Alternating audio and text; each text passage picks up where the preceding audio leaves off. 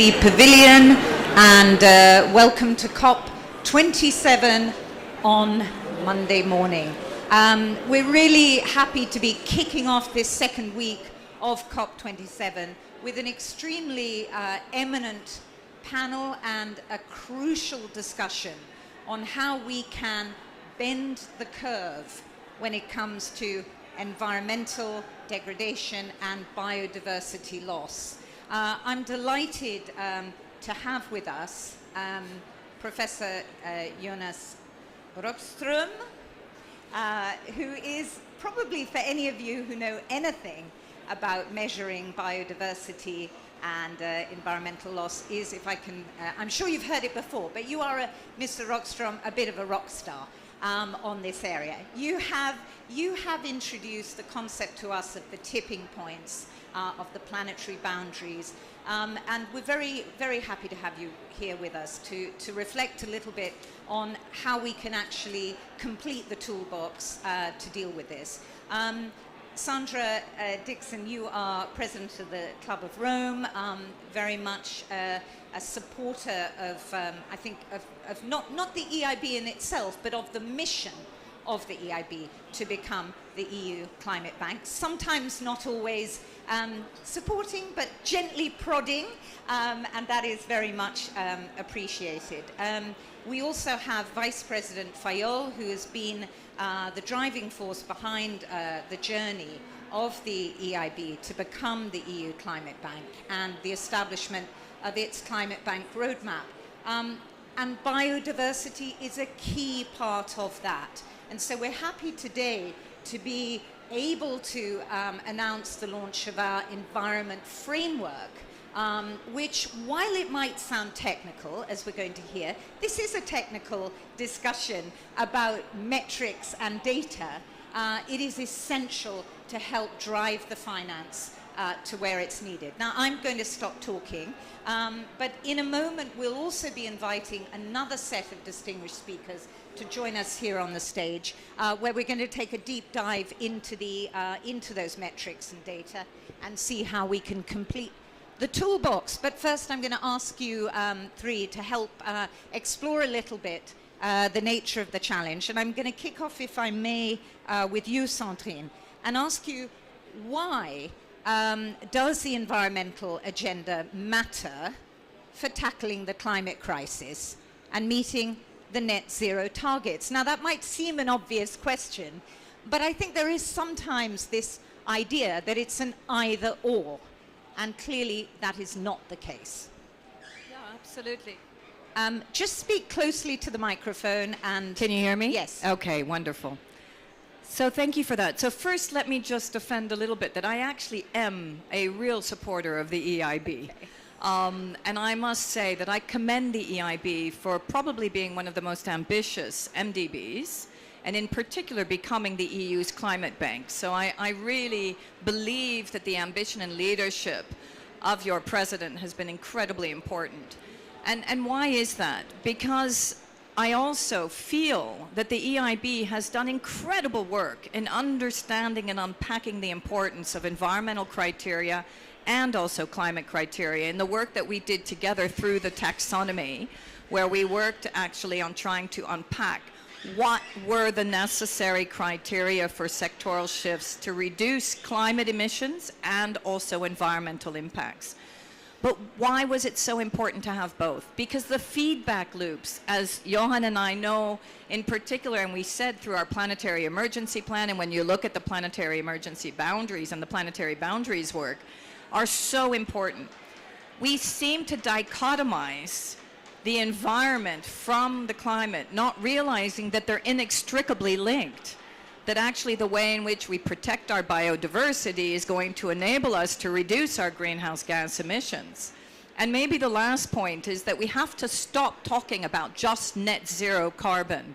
In fact, what we've been saying from the beginning at the Club of Rome and also with other partners, including with Johan and the Potsdam Institute, is we have to address net zero biodiversity. In fact, we even have to think about regenerative cycles in terms of biodiversity environment. We have to talk about net zero poverty.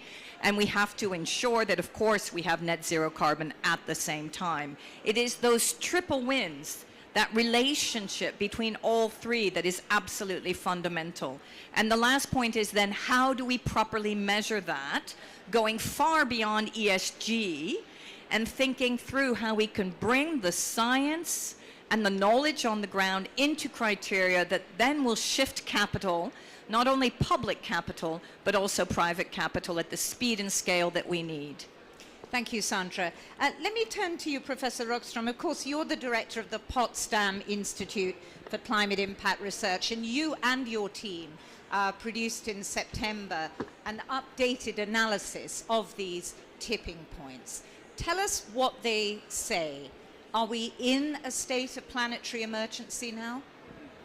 Yes, thanks. And to summarize that, I think it's important in all those presentations to just remind ourselves that when the planetary boundary science was published the first time in 2009, they were a result of the evidence that we have tipping points in the Earth system that we cannot allow ourselves to cross. So the boundaries sets a safe operating space to avoid crossing tipping points. This is 2009.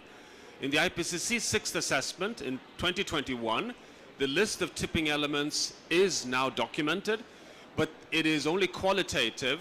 It's just recognizing that we have tipping elements. And tipping elements are the big biophysical systems that contribute to regulate the state of the climate system, and they have tipping points. Push them too far, and they tip over from cooling and dampening stress to self-amplifying stress, and a drift away towards less and less livable conditions on Earth.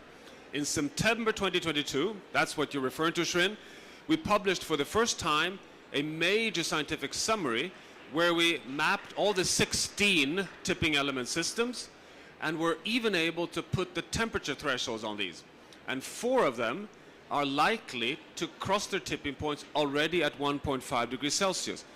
This was not a big surprise for science, but I can tell you it was close to, shock is too hard a word, but we were ourselves quite surprised that we were landing at that probability assessment. It's the Greenland ice sheet, it's the West Antarctic ice sheet, it is all the tropical coral reef systems with a very narrow uncertainty range. And fourth, it's the abrupt thawing of permafrost in the boreal region, a major self-amplifier of warming. The Greenland ice sheet and the West Antarctic ice sheet holds 10 meters sea level rise. I talked to the Minister of the Environment in the Maldives yesterday, Amirat Shona, and just sharing this science, her only comment is, this is a death sentence. It won't happen overnight. It may take 500 years, but it's unstoppable. That's the key issue. That's why I say all the time, 1.5 is not a goal, it's a physical limit. Okay, we're going to come back in a minute. I mean, that sounds extremely grim indeed, but are there solutions? This is the point of the panel. Is there a way of doing a sharp U-turn? Come back to you. Vice President Fayol, this is an issue that luckily the EIB is taking very seriously, working very closely with Professor Rockstrom and his team. But how in concrete terms is the EIB actually addressing these climate environmental risks from a systems perspective? No, so not just project by project. Can I just start by an anecdote? Please do. When I had the idea to launch an advisory council that to help us, develop our policy, have external views of. I asked Christine Lagarde to chair it, and we had the pleasure that Professor Rockstrom accepted to be part of that, the group of very high-level experts to say that.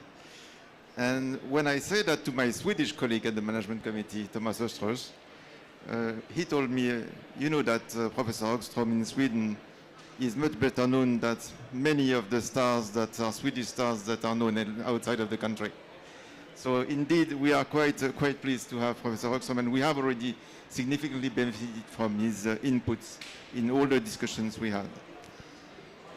Today we are launching the environment framework, and we do that for 2 reasons. One, because we are convinced that we need to speed up on environment, and more generally, everything that has been done in climate has to be translated into environment, especially risk and assessment and measurements, etc. And the second is because we've noticed that we do quite a lot, but this was not in a document.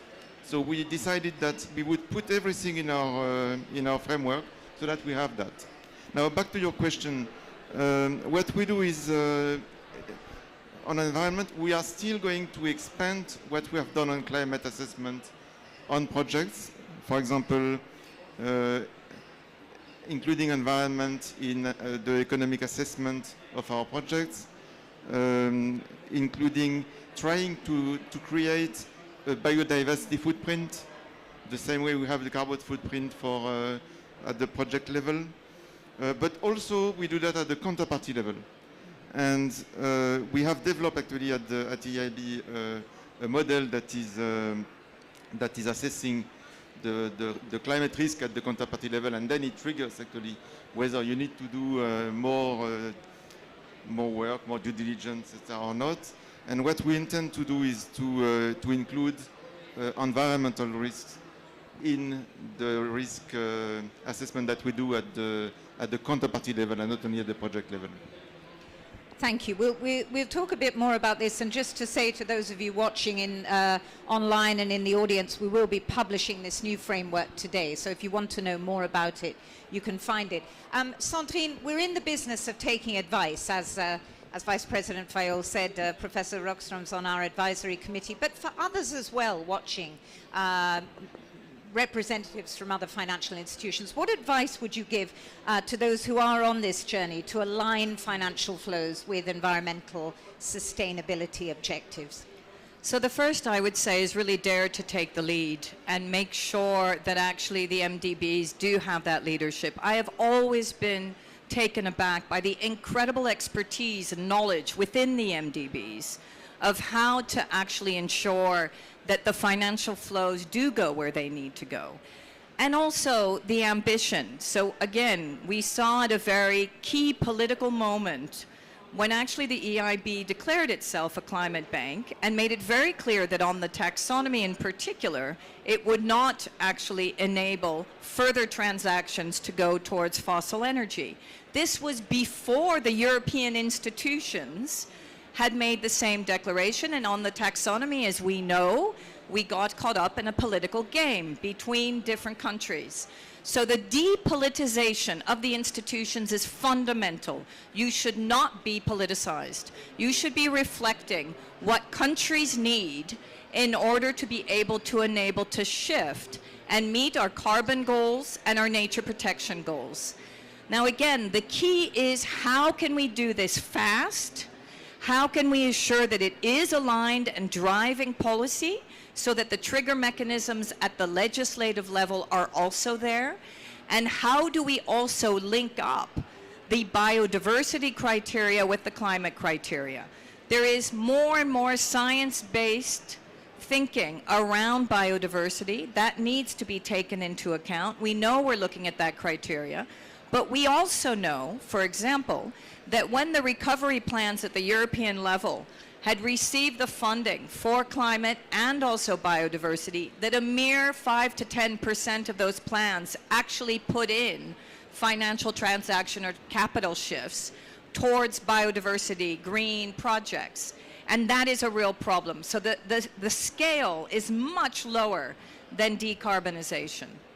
Yes, well, that brings me to the next question to Vice President Fayol, then I'll come back to you, Professor. I mean, you mentioned the decision in 2019 of the EIB to stop lending for unabated fossil fuel energy projects, but it isn't just about stopping things, it's about actively driving finance towards projects and initiatives that accelerate, scale up, and help clients to bend the curve, to go back. What is the EIB doing in this respect? And particularly, Vice President, what does the environment framework do to help this particular action? I mean, I think the framework will, the intention is that the framework is going to help us increase significantly the volume of activity that we do in environment. And to that extent, it is as much a framework for people outside the institution as it is inside the institution.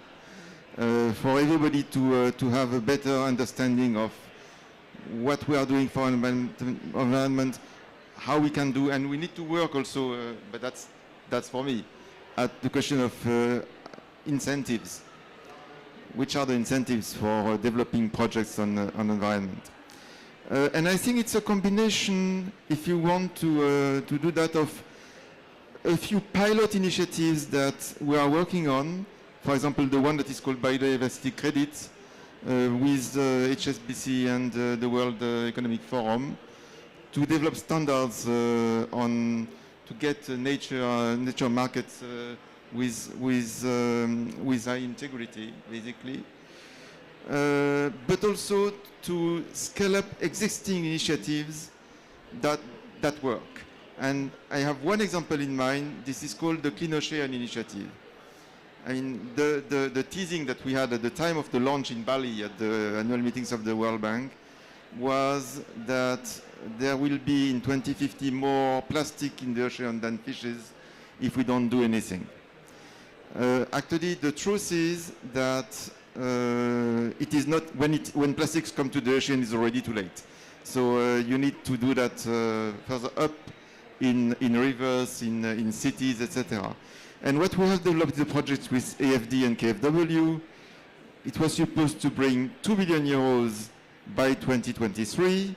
The envelope was exhausted at the end of 21. We have actually doubled it to 4 billion by 2025. And we have added new partners, EBRD, GDP, and ICO, the Spanish Development Agency. And what it does is focus on projects that are going to help with cities or with, for example, Cotonou in Benin, where you have a specific problem of dealing with plastic of environment. So that's something that we need to do more. Yes. And I'm very hopeful that we are going to achieve that. Thank you. Professor Rockstrom, let me come back to you with a quite a specific question about targets. Now, the world's leaders have agreed a target of 1.5 degrees, or at least to keep the temperatures below that or around that. But we are missing other targets, aren't we, for other parts of the planet system. So what do you think could be some of the science-based, market-relevant targets that we need to see? No, thanks. And just to start by saying that targets beyond carbon is not a choice, it's a necessity. So the only reason why we don't have them is that we are, for example, for biodiversity, it's roughly 20 years behind the climate science and the climate policy. But we need quantitative science-based targets for all the planetary boundaries. Just to give you one example, there is no safe landing on climate, even if we phase out coal, oil, and natural gas, unless we have safe targets for biodiversity, for soils, for nitrogen, for phosphorus, for fresh water, because they hold in the order of 25% of all the carbon sinks on land areas are provided by intact nature. So when we meet at COP15 in Montreal, we need a global 1.5 degrees Celsius equivalent for nature. Do we have it? Yes, science has provided it. And the number is very simple. It's 0. I have the pin right here, as you've probably seen it, or it's here somewhere. Net zero loss of nature, the nature positive agenda. It's a scientifically based quantitative point. Stop losing the remaining 40% of land area on Earth that is still intact nature, the only nature on land that still absorbs carbon, because all the other land that we are managing is actually emitting greenhouse gases. That's one target. But we have quantitative science-based targets now for nitrogen, for phosphorus, for fresh water, and also land expansion. For each biome, how much can we tolerate to lose of the Amazon rainforest? Well, the threshold is quite clear that if we cross 20% deforestation, we will very likely cross a tipping point. So we have these quantifications, and we're working through the Science-Based Target Network, which is a sister to the Science-Based Target Initiative, to add all these planetary boundary science-based targets. So we're making some progress here, and I hope we can very rapidly get at least a science-based target for biodiversity as a sister to the 1.5. I know all of you are in great demand, so I'm going to wrap up here with a very short question to each of you and ask you that in terms of the outcome of COP27, in terms of the nexus between climate, environment and nature, what would you like to see on the road to the COP15? Maybe I can start with you, Vice President, first of all. What I would like to see here is a clear, better understanding that there are key links between climate, nature, social risks, and that we need to really make progress on them. And for COP15, my dream would be that we have a Paris Agreement for nature, but I fear it's going to remain a dream. Paris Agreement for nature. Yeah, I'd like to build on that, and I fully agree. I think that we have made progress here in this COP, and it's about the only progress, actually, in the area of forestry, where there have been sound commitments on commodities and deforestation, as well as afforestation, bringing the private and the public sector together in the new partnership as well. What bothers me is the fact that those links have not been made with the CBD COP. We still continue to separate the CBD COP on biodiversity from the climate COP, and yet it's the same governments. So we need to have those linkages in terms of the decisions and the targets, exactly as Johan has said. We've also made some progress of having the first ever food day. And again, if you look at soil management, regenerative agriculture, and the positive carbon potential, we need to think about that as well. Maybe the last point is that as we really look at the storm of human crises and also the potential backlash in terms of democracy with regard to the inflationary effect, the energy poverty, the continuous issue around backlash also around COVID, pandemics, we need to think through much more the social implications of all of these negotiations. We have to get the 100 billion finally agreed and done with, the loss and damage, and some of those really important decisions that deal with the most vulnerable. Professor. No, the single largest source, I mean economic sector, the single largest economic sector that emitting greenhouse gases is the global food system. It's between 25 and even 37% if you take the whole life cycle. So I would like to see from COP27 a really strong statement that is not about focusing on climate change impacts on food insecurity. It's rather about investing in resilient and sustainable food systems for mitigation and adaptation and reduce loss and damage. This is like the #1 crunch area to handle all of these together: mitigation, adaptation, and loss and damage. And then we need to have a pass on from Sharm el-Sheikh to Montreal on a science-based net zero loss of nature. This would be the connectivity between the two frameworks. Thank you. I see our head of bioeconomy and agriculture listening very intently there, Professor. So you've got a good one in the audience. Listen, thank you so much to all three of you. This has been a really stimulating discussion to set us up for the next session. I'll let you go on your way, but thank you, and perhaps we'll give you all a nice round of applause.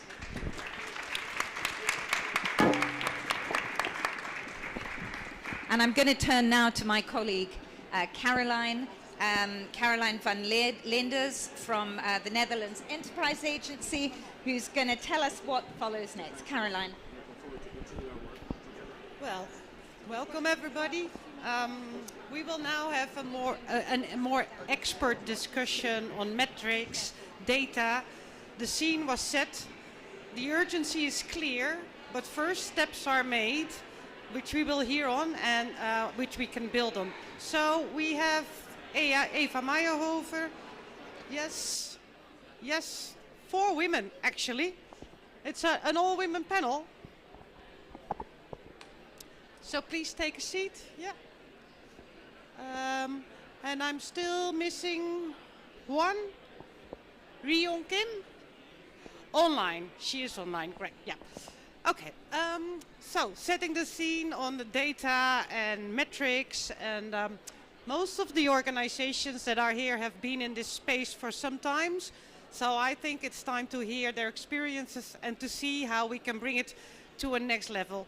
So yes, welcome Rion Kim also online. Thank you for So let me start with you, Eva. You're head of environmental policy at EIB. You're launching a new framework today. Could you maybe explain to us, you have not been in this space alone. There's all kind of other activity going on in the EU and in other financials. How have you been building on what is already out there, and what are the details that you maybe can give us on your new framework, and maybe give us the challenges that you see ahead of us?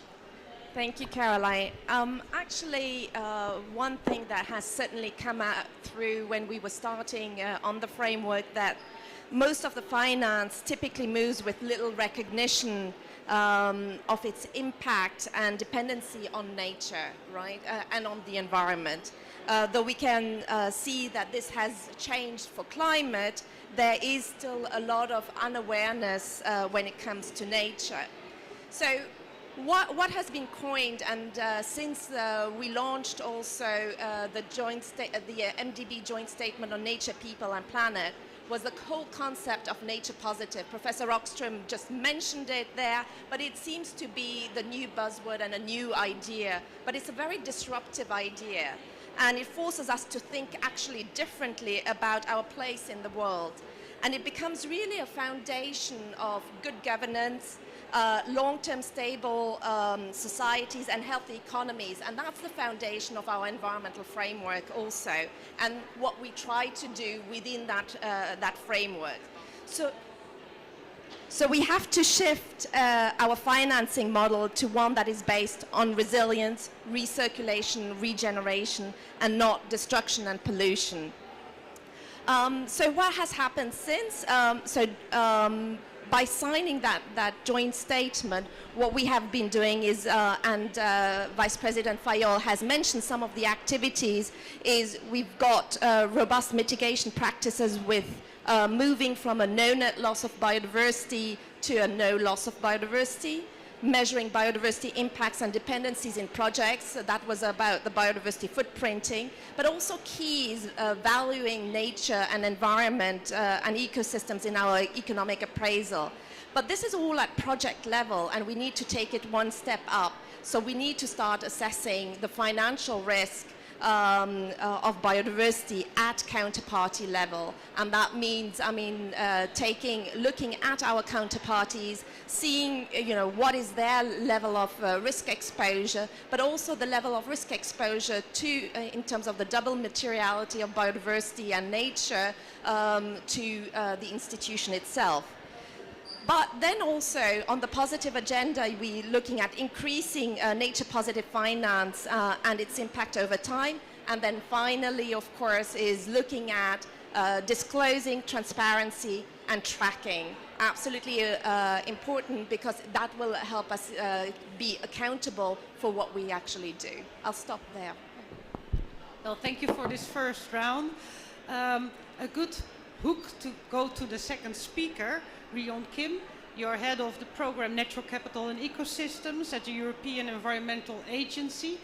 The EU has been very active with the EU taxonomy, of coming up with metrics, coming up with data, especially in the first part on climate. Could you please tell us what can we learn? What have you learned? What can we learn from this first exercise, and how that translates to biodiversity and nature? And maybe also pick up on the question of standardization, because I've been in this space for a while, and there's metrics popping up everywhere, which is great, but maybe also a bit confusing. So I think it might be time to think about standardization. So if you have thoughts on that, we would really like you to share them. Thank you. Thanks. Hopefully you can hear me well, and the bandwidth is a bit shaky here. First of all, I think the taxonomy shows us a lot. I mean, it was basically an attempt for us to help categorize basically what a green investment actually look like. The case with nature is very difficult, because with biodiversity data in particular, it is very difficult to obtain, because it is primarily local and place specific, which, and as you heard from Johan earlier, above a certain threshold, it does become global. But usually your biodiversity data, your ecosystem data is much more place specific than you would find with climate, which in comparison is much more global, which might actually then have place-specific expressions. Pollution data as well, you often get that either at source or at sink. And in much of the EU, and this is basically the data that we actually work with, much of the data that EEA collects is self-reported by member states, especially on the biodiversity and water data that we collect.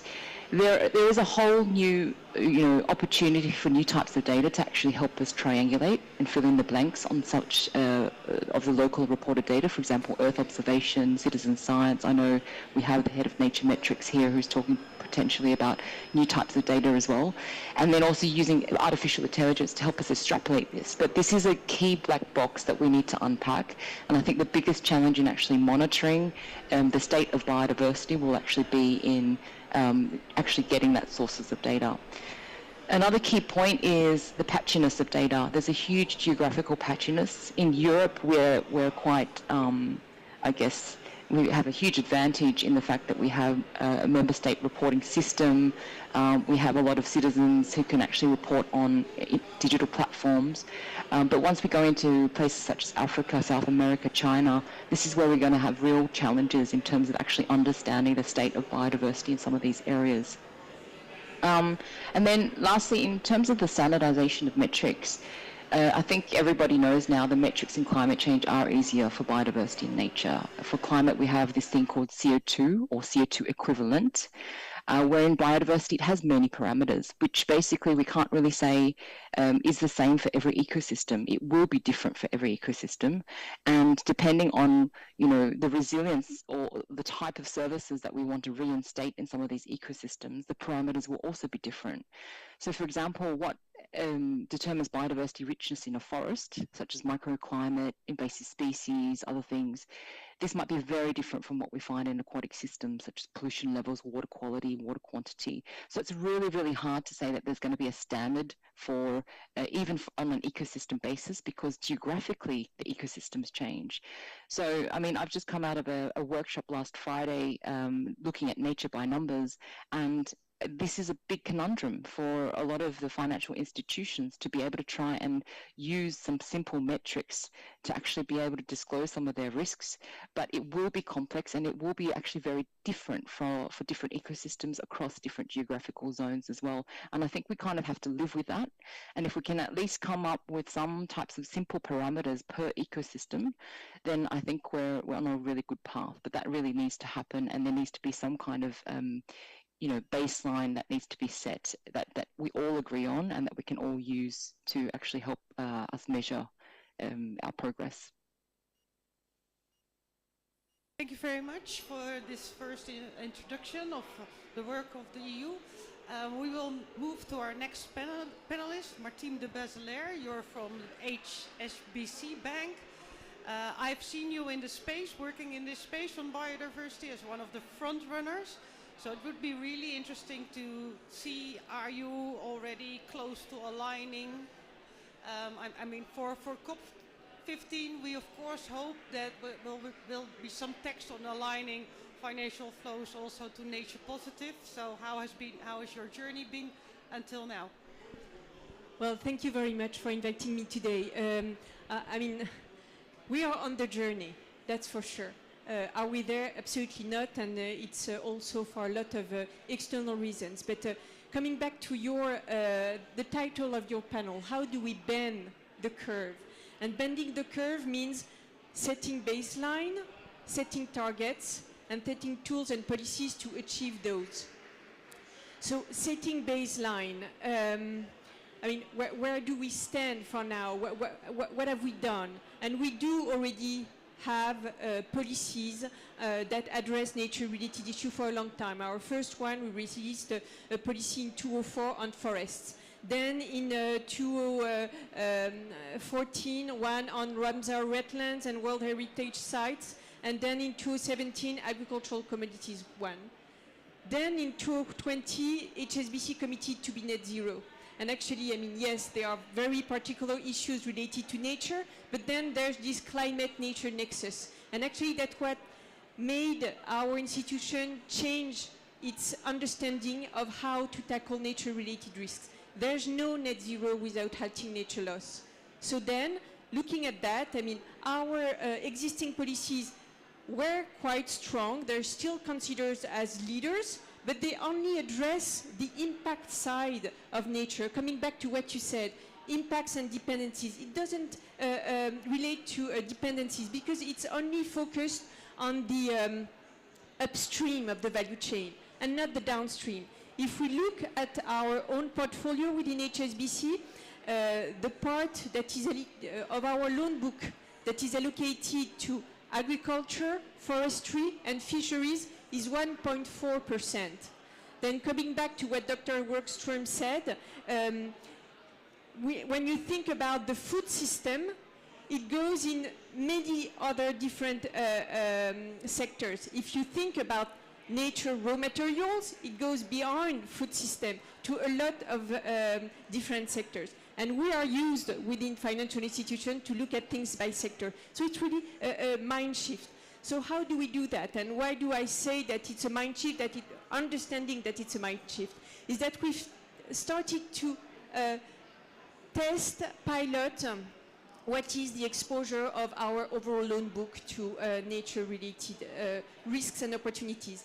And we used it, we made that first assessment using a public database which is called Anchor to actually assess a third of our overall loan book to nature-related dependency.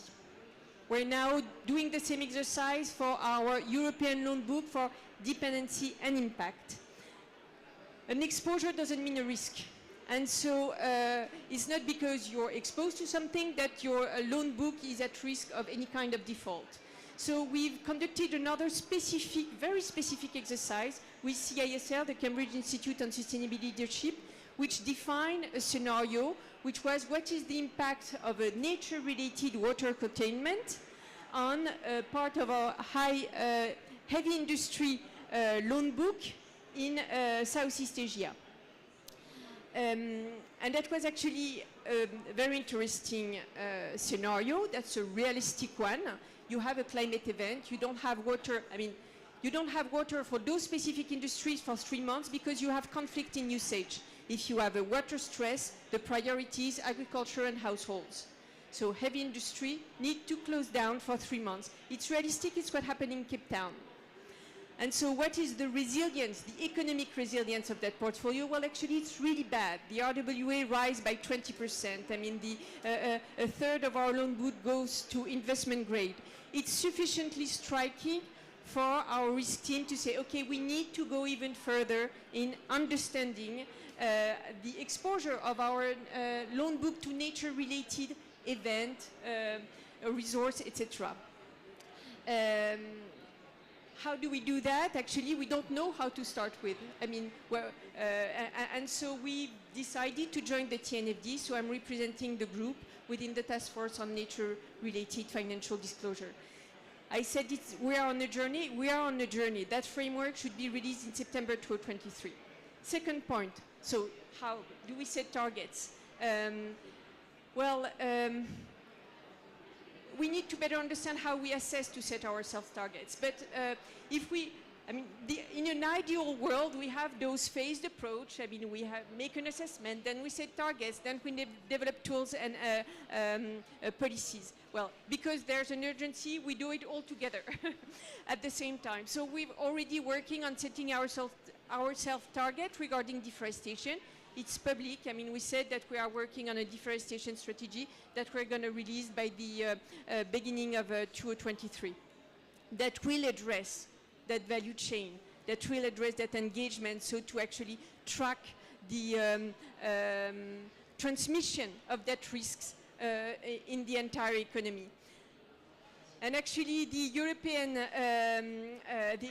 European Commission is helping at that. It's setting the stage. From the exchanges we are having with customers all around the world, they're all saying that they need regulation to bend the curve. That if other regions were adopting the same kind of regulation as the EU is, they would go further. For the other potential scenario, that would be a scenario, that would be a target, the deforestation one, but wait for 2023. for the other targets, we need to better understand what is our loan book to set other kind of targets. So policies and tools, I'm going to be quite fast. We have the vanilla one. We have the sustainability-linked loan, the sustainability-linked bonds, where we can include KPIs related to nature. And I'm saying it's vanilla because actually it's going to be meaningful when we really understand what's behind that. We already have quite a lot of counterparties that include, for example, water-related KPIs into their financial structure, into their sustainability-linked loans or sustainability-linked bonds. But a few of us understand what is meaningful. An example, I mean, you may have a large beverage company that will set a target to lower the water withdrawal. But actually, it's only relevant in water stress region. If the overall result is good, but it's really bad in the water stress region, it doesn't make sense. So it comes back to the way we need to think about water. And that's a big shift within the financial industry, is to think about biome and go to the industry and not sector to the specific places. So that's a shift. A lot of frameworks that we are working on specific to nature, a mangrove bond framework, a blue impact bond framework, a regenerative palm oil framework, etc. All that will need to improve our dialogue with our customers to go beyond that. And I often say that, and I don't know if it's a very good way to say it, but nature-based solutions are, to me, the cherry on the cake. And I don't want to undermine that. It's where our economy needs to go. But for now, it's a very tiny business opportunity. Also because it's gonna move at scale when it's embedded into value chain, meaning when corporates will understand what is their real impact on nature, that they understand the needs for resilience, and then they'll invest in nature-based solutions. Well, thank you very much. I mean, this is a big shift to start to think in biomes, to start to think in locations instead of economic sectors and general situations. And I also think it's really interesting that water and forests are, you know, the topics on nature and biodiversity that kind of leads us the way in this new way of thinking. So thank you for sharing that. Last but not least, we have, it's all about data. We have Kate Bruce, founder and director of Nature Metrics. Maybe you can give your own reflections on what you've heard, also on the need for targets and a need for measuring coming from a data point of view. And a special question that might be posed. There are two kind of phases. We have one phase of transition for which we need data, but we also have a phase of where we want to go. What is the end situation where we want to be? So are these different data sets, or is this all the same? Maybe you can enlighten us a little bit from your background. Thanks. Thanks, I'll have a go. So yeah, Nature Metrics is a venture-backed nature technology company, and the fact that venture-backed nature technology companies even exist tells you a lot about how far we've come in just the last few years in raising nature up the agenda alongside climate, and that's really exciting to see. I'm actually really heartened by how much has been mentioned in this panel already about how biodiversity is complex, it's place-based, it's different in every place, and we need to be tracking what's actually happening on the ground, because there's this huge tension between the need for very simple metrics at the top so we can set KPIs, bring biodiversity and nature into the boardroom, and the underlying complexity on the ground. And if we take a very simplistic approach and just try to set top-down simple metrics based on what's easy to measure, we're just making it easy for ourselves to tick boxes, and we actually mask what's happening on the ground. And that was really what was one of the driving forces for me behind Nature Metrics, and we're really trying to resolve that tension and find a way to deliver simple metrics that are driven by complex data underneath. Whether we're talking about transition risks or physical risks, what we need are healthy, functioning ecosystems. Those deliver all of those services together, and that's the power of nature. But healthy functioning ecosystems is not just about the main vegetation species. We're not just talking about green carbon sucking machines that we can put into the ground. Ecosystems rely on the whole web of life that holds them together and makes them function. So if you're talking about forests, that's everything from the fungi in the soil to the insect pollinators to the larger organisms that are dispersing seeds. If we're talking about seagrass, if we don't have enough of the small fish that feed on algae, then the seagrass is going to be killed by algal blooms, and it's not going to survive and thrive to deliver all of these benefits. So what we're trying to do at Naturemetrics is to take a big data approach to this. Biodiversity is a sort of classic big data problem. You've got thousands of things responding to lots of variables. It's messy, it's vast, it's complex, but we know how to deal with that sort of data now. We use big data in every aspect of our lives. You remember Apple Maps, to start with, was a bit shaky because they didn't have that many data points contributing to it.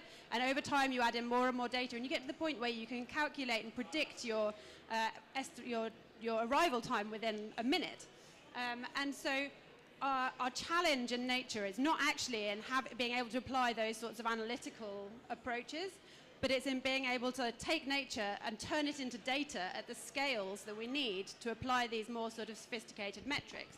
Because once we can do that, we can start to understand what does good look like in a healthy, functioning coral reef, and how does that change in a predictable way as it degrades. We can build models that let us take a single sample of nature and place it on that scale from healthy to degraded, show whether it's moving up or down, set targets that are quantitative. And that's a real game changer. So the core technology we use at Naturemetrics is analyzing the tiny traces of DNA that are everywhere. They're in the water, they're in the soil, they're in the air, and they come from the whole biome. And we can use those to generate data at the scales we need to build those sorts of models. So we've got actually a particular focus on the coastal marine system, so mangroves, corals, seagrass. The same thing can be done in soils for soil health. And the other thing that I would say is that it was mentioned by Riyang that the available data at the moment is patchy. If you go to a lot of people say, there is lots of data. There is lots of data. It's of very variable quality. A lot of it is very out of date. It's very patchy. It tends to be only focused on the sort of big wildlife species. And it's not harmonized. You can't really easily put it together. The technology that we use, I mean, this is one of our filters. Anybody in the world can push water through one of these filters, send it to our lab, and we can generate data on the biodiversity of the system. This lets us put this in the hands of anybody, anywhere in the world. So we've got a program with IUCN that we're trying to get off the ground at the moment, where we're saying, look, for about 20 million euros, we could map the world's biodiversity in just a couple of years by working with local stakeholders in this technology and have a global, up-to-date, harmonized biodiversity data layer to really lay the foundations for all of the metrics that we're trying to create. So I think there's loads of exciting opportunity, and it's brilliant to hear these sorts of things being talked about on these sorts of panels by people in the finance world. Well, that was a very positive contribution. Thank you. I think that it's great that everybody is taking all these kind of actions, but we need exponential change, and for that we need learning and further cooperation. One very cooperative coalition was already named, the TNFD, so thank you for naming it. But maybe the next question can be how can we even do better by cooperating to bring it to scale and to accelerate, and each from your own point of view think about what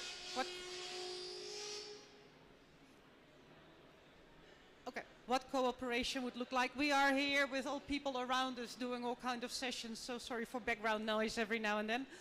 I would also like to invite the audience, if you have questions, please later, then we will try to see if we can bring them in. But maybe let's do a round on collective learning, but also, you know, the importance of having it open source, shared by all. So Eva, maybe I can go back to you to pick up on the question of cooperation and learning.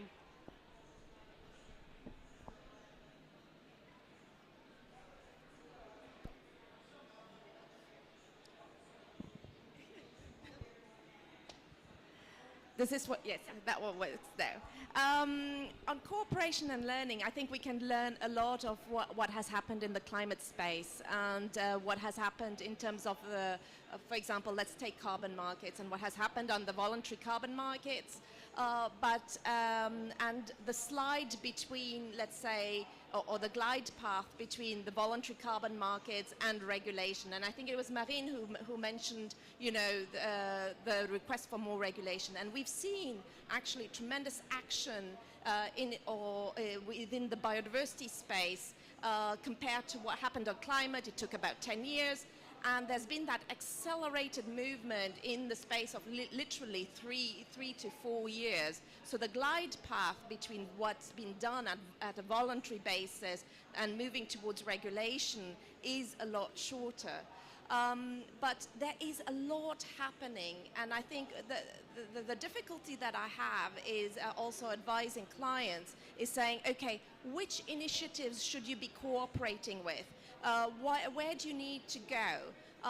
Because there's, you know, so much out there that it is very difficult to navigate as a financial institution as to, okay, do I need to go? I know I need to be nature positive. What does that mean? And then you've got different initiatives saying, okay, this is how you get to nature positive. Is it really?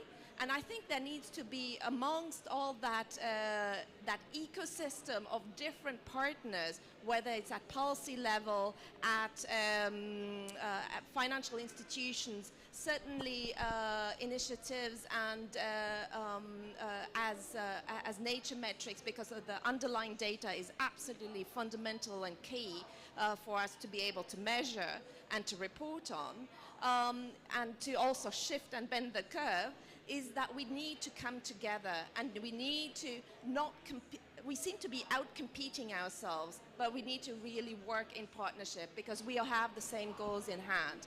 I think one of the good partnerships that we are really at the infancy stages, and I have Marine as my co-chair on that, is the partnership that we've set up, it was under the auspices of the World Economic Forum that Vice President Fayol mentioned, is on developing nature markets. What do we need to do to go down the road to have that complementary nature markets to the carbon markets? And there you have that partnership between the private sector, the financial sector, the NGOs, the data providers, the analysts, and the science. So going forward, you do get then, I don't want to call it a standardization, but at least an understanding of the common principles and approaches that we need to apply. Thank you. Well, before I move on to you, Rion, also because of, you know, the point made about regulation, etc., I might have to say that there was somebody else that was supposed to be online in this panel, Saskia de Vries. She is from the Dutch Central Bank. She couldn't make it because of traveling reasons. I know her a little bit because I'm Dutch as well. Probably most of you have seen the report Indebted to Nature 2 years ago, where it was shown that a third of the Dutch financial system is exposed to financial risk because of biodiversity loss. This study was repeated by the French Central Bank and also the Bank of Malaysia. So I think with that work, central banks also now have a mandate not only to be active on climate, but also on nature and biodiversity. Saskia is the co-chair of the new task force on nature-related risks for the network greening the financial system, 65 central banks. And I talked to her last week, and she told me that one of the two things will be on the agenda of this task force. The first is coming up with scenarios, and I think that will be really interesting also because scenarios will probably also be very different from the climate space. How can you make scenarios that are localized, that are special for biomes? So I'm really looking forward to the work that they will be doing. And the other thing that they will be working on is tools for stress testing, of course. I know that our own central bank is now also working with our environmental agency that they published the report with on, and the next phase will also be on stress testing. So I think these are also actions by central banks that might be of help to move a bit faster in the face of regulation and making an enabling environment. So please, Rion, could you share your thoughts on that issue and how we can scale up and learn? Thank you. Yeah, I mean, I picked up on two words, which was learning and cooperation, and maybe just to sit on the learning. And just to echo what Eva was saying, yes, there's a lot of learning we can actually get from the experience of climate, especially in the finance space. I was working quite a lot in this area when it was just kind of burgeoning. But I think, you know, one of the key reflections I've had over the past time is that whilst there's a lot to learn from climate, nature is of a very, very different nature, you would say. The thing is that, you know, we can all agree on one goal in climate, and it will have our predictable and unpredictable impacts, and this will affect kind of universally the general public, as well as governments, as well as financial institutions. But when it comes to nature, I think we need to kind of start looking at what are the different goals that we're aiming for. I know in the CBD COP we're looking at, you know, aiming for a global biodiversity framework that hopes to kind of regenerate biodiversity to a certain level. And maybe what the financial sector needs to start thinking about is not necessarily the protection of biodiversity per se, but more on the ecosystems that provide the life support, which is so critical and essential for the functioning of their businesses. So if we can start decomplexifying this whole word of biodiversity and nature, it might actually become less of a daunting task to start looking and talking about nature, and actually maybe looking at exactly what is it that is the risk for financial organizations, for the companies that they own, and actually just decomplexifying that particular piece in some way. On the cooperation part, there is a lot of cooperation that can be had, but as I can kind of sense, there's a lot of first movement in the private sector, and there's a real risk that we start running in all of our different directions, and that we start developing these different indexes and indices and metrics that kind of try and capture what does good biodiversity look like. And this is where the role of policy is going to be absolutely key. And I think there's a key role for players such as the EIB, also with other institutions who manage the science-based data behind it, to set some kind of baseline on what is good. What does a good biodiversity restoration look like? What does good ecosystem restoration look like? And I think we've got a huge opportunity, at least at the EU scale. We've now had a EU nature restoration law, which has been proposed in June this year. It actually gets implemented, and we have basically a very comprehensive, wide-ranging law that looks at restoring at least 20% of ecosystems, 30% of ecosystems by 2030 in the EU. And this is the ambition that the EU is trying to take to the global level. Can we agree on a common target to at least restore and protect our ecosystems to a certain level? And I think here is where then the cooperation part comes in, because we need cooperation between the different policies. We need policy coherence in essence. So we can't, at the same time as actually agreeing on some very ambitious goal for restoration of an ecosystem, or the reverse of biodiversity, or the reverse of pollinator decline, at the same time have, you know, subsidies that work against that in the agricultural policies. And this is something that we need to look over from a kind of bird's eye view. And I think the European Green Deal in particular is actually attempting to do that, but there's a lot more work to be done. And I think the work really needs to be done from a policy angle, in terms of cooperating on how we actually aim towards a goal of restoring nature and restoring biodiversity, and that we don't have actually things working perversely against that. Also a big topic for COP15, halting reversed harmful subsidies, because they're a big part of the biodiversity funding gap in the discussion of the CBD. A shift from thinking on biodiversity to ecosystems to make it probably more tangible and also more relatable. Is that something that's also happening in the TNFD? I think in their new LEAP program, there is attention of are you having a production location near an endangered ecosystem? I was thinking, yeah. So could you maybe say something on, is this helping, this way of helping to make it more concrete and workable for financials like yourselves? I think it is very helpful. I mean, coming back to what we need, yes, we need data, we need relevant data, and we need common framework, because there are a lot of uneven data, but like there's a boom of potential very good data, I mean, that is unprecedented. But then how to use them? And I think, yes, we need common framework on how we use and report on those data. Like, I'm going to give a concrete example of something that failed. You know how the TNFD is working. It's an iterative process. It's like a software. Every 3 months it comes up with a new iteration, and it asks the market to test it and to come back with its feedback, and it's factor in the next iteration. So now the 3rd iteration has been released a couple of weeks ago, and I invite you all to test it. So we have participated, and we are participating to several pilots. And one of them is led by the UNEP-FI, and it's around natural rubber in Indonesia. And because also of the ACB expectation for financial institutions to report on their environmental impacts and dependencies, we thought we're going to take that scenario and look at what it means for our portfolio in Europe. So what is the exposure of our European portfolio to natural rubber in Indonesia? If you look at the dependency of certain industry to natural rubber, it's absolutely key to them.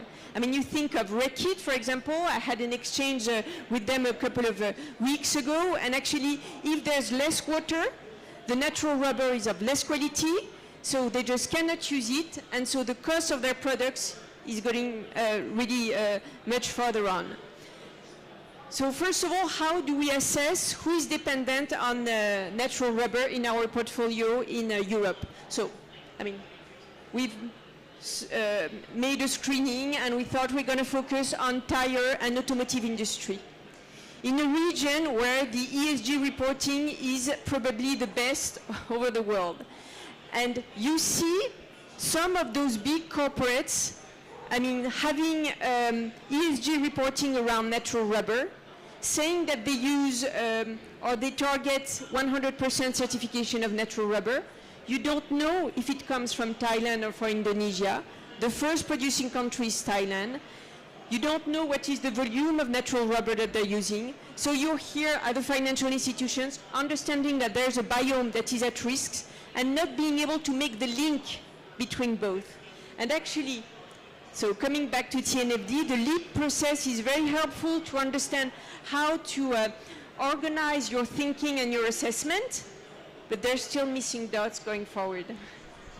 Yes, thank you. Well, I've been in this biodiversity ecosystem world now for some time, and I get this feeling it's not that that's so complex. Maybe we became too simple in our, in our making different boxes, and we have to understand that it's all related. Maybe from a data point of view, the missing dots, how can we connect, how can we bring it together, but also keeping it in such a way that it's accessible for everybody and not only for big corporations but also for the smaller ones? Is there a role for Nature Metrics to play in that as well?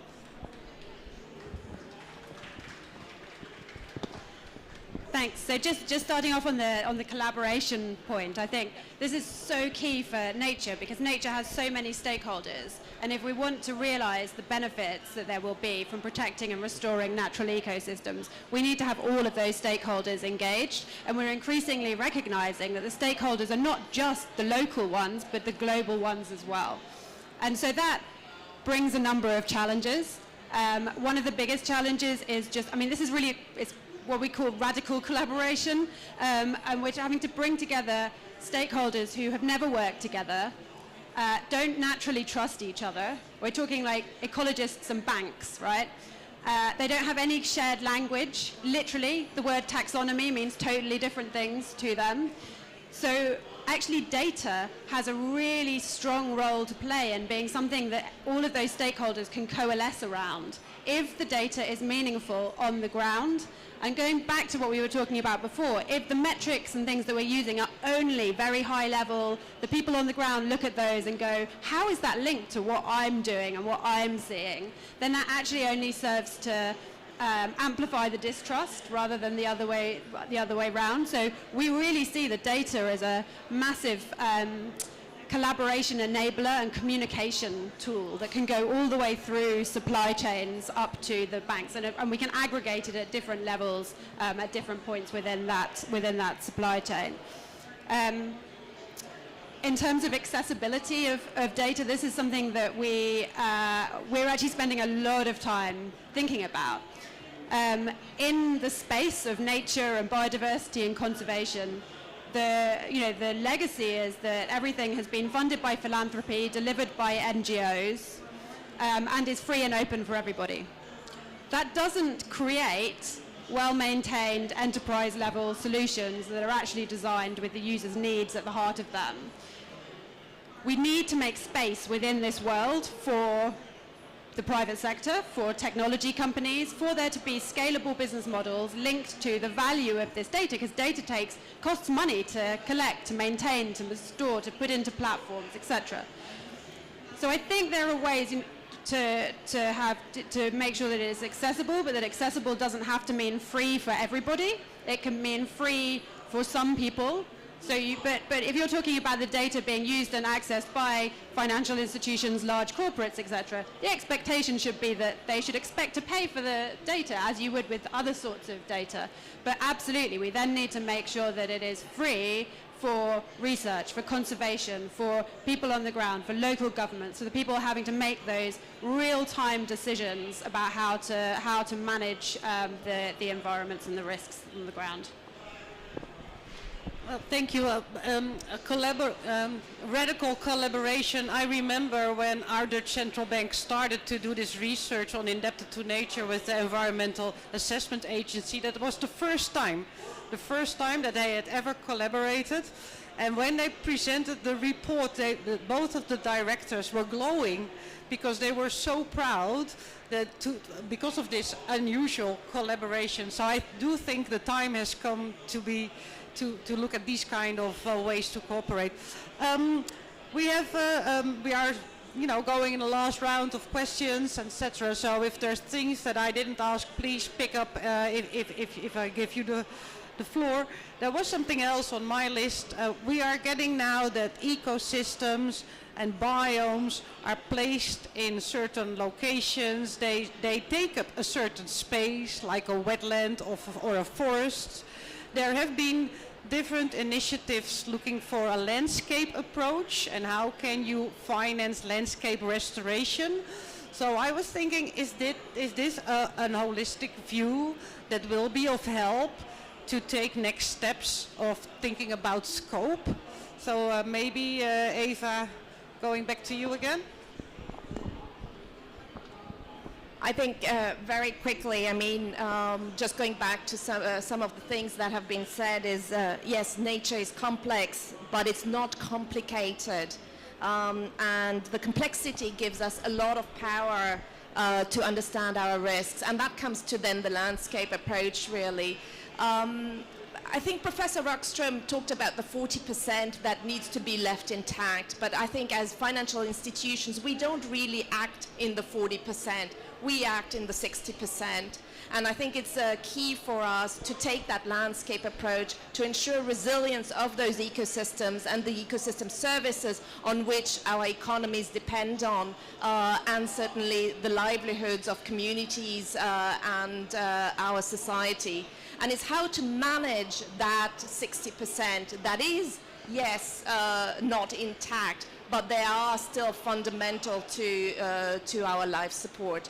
So I think that's the key, and the landscape approach allows us to have that impact, to look at it and to ensure that there's the resilience of the whole ecosystem instead of doing it, and I think this is what was mentioned in the previous panel, moving away from project by project, doing one project here and another project then, 400 kilometers away, doesn't deliver on that impact, doesn't really look at building that resilience. We do need to let's take one ecosystem and work within that ecosystem and make sure that we bring it up and restore it, and then maybe bend the curve that it does regenerate.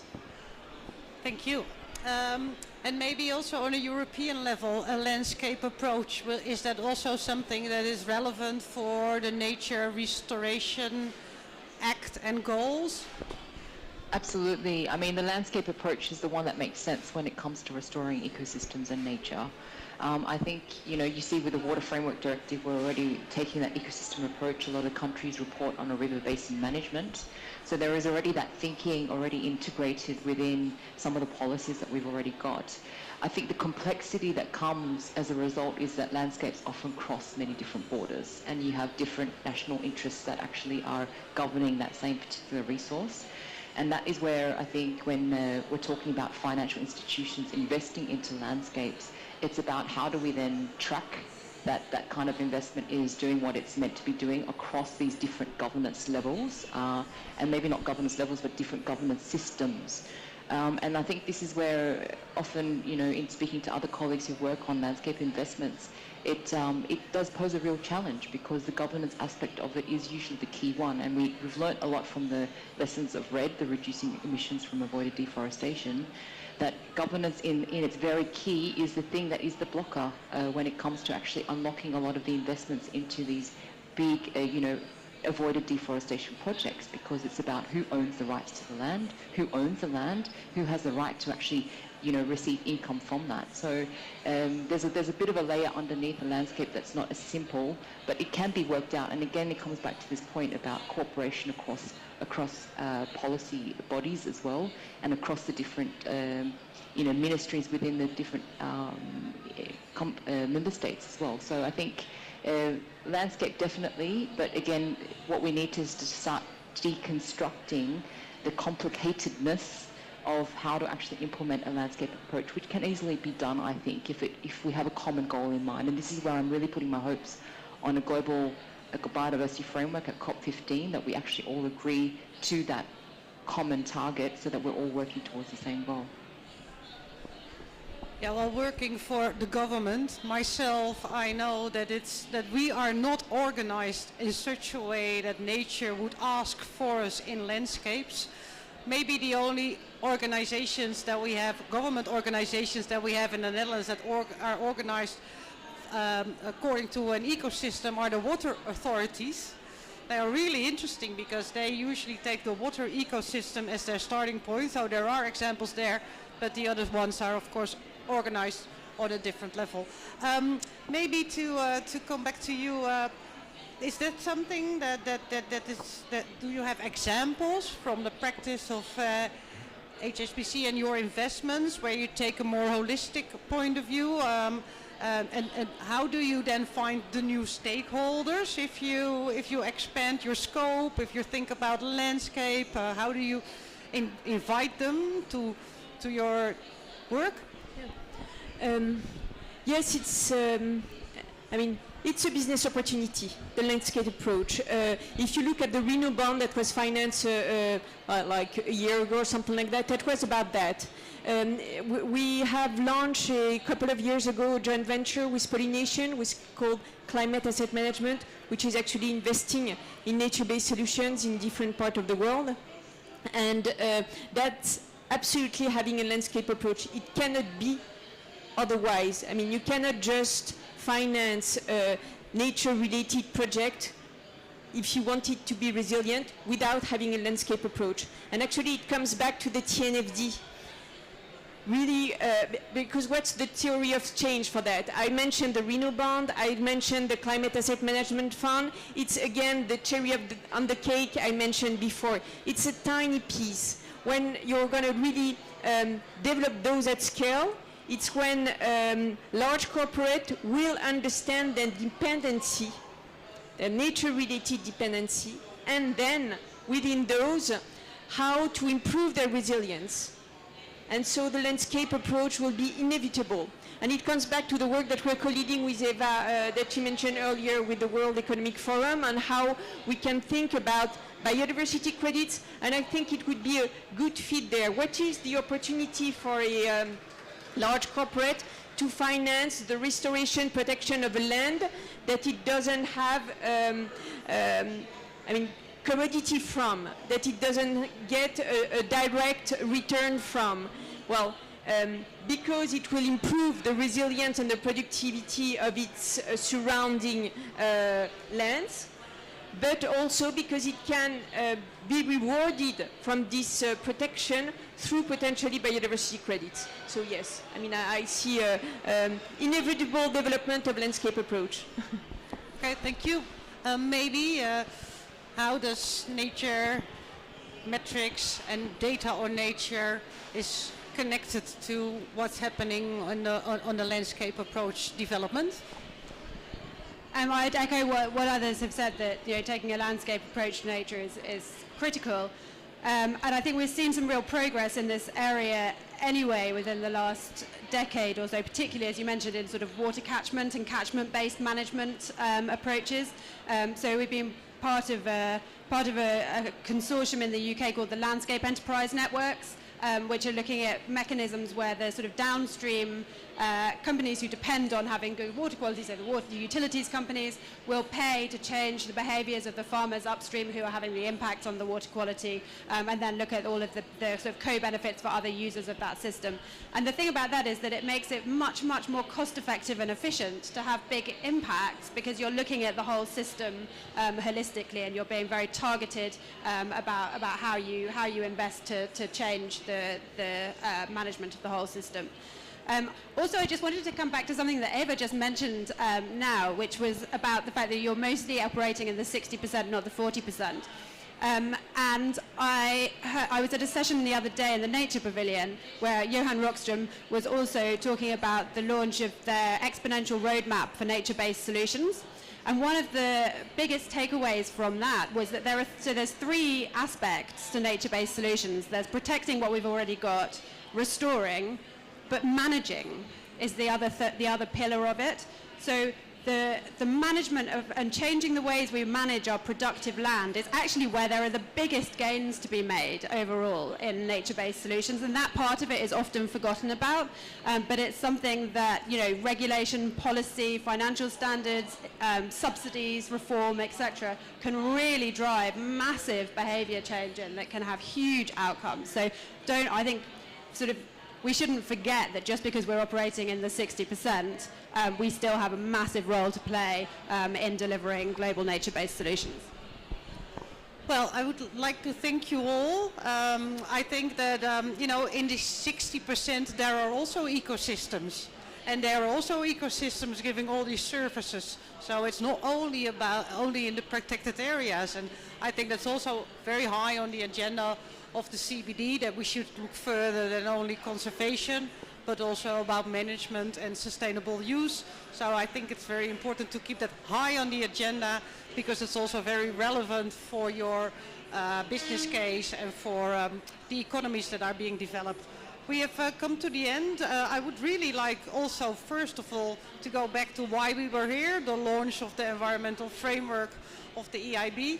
I also think that we all learned that biodiversity being complex but not complicated, and maybe taking next steps, thinking about ecosystems and that are very different at different parts, and taking even a next step, thinking about more holistic approaches and a landscape level. I always say when I talk at places, for financials, don't wait.